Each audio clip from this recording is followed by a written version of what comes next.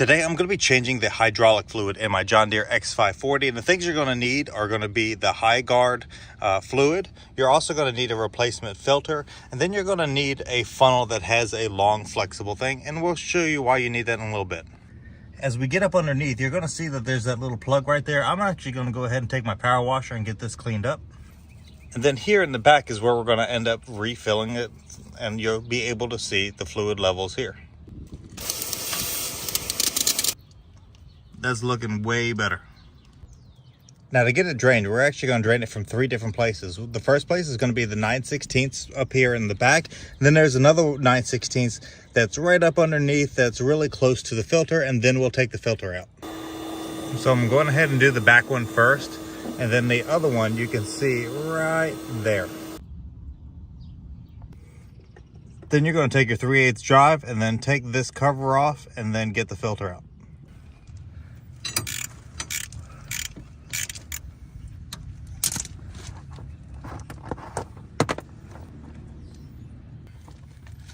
And here's the old filter.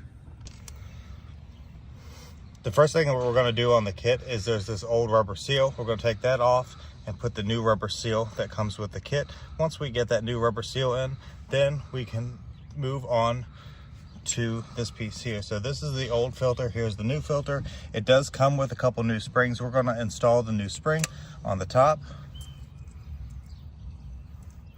Push this through here. And then we can insert it back into the hole and get this thing pushed back into place. So we're going to put the spring side out. We're going to push the filter in first, and then we'll take the cap and then go ahead and screw the cap back in. Make sure that when you're doing the cap that it's got this little piece where the spring goes in. Push that in. When you're tightening, make sure that you don't tighten it too much. Now it's time to fill it back up. So I ended up just undoing the cap and then took a pair of needle nose pliers, grabbed the piece of foam out. Now this is where we wanted that funnel, and what I ended up doing was just taking a little zip tie, putting it here, and it's got that weird little bend, and it's hard to get a regular funnel in there. So having the one with that long flexi bend is going to make the biggest difference.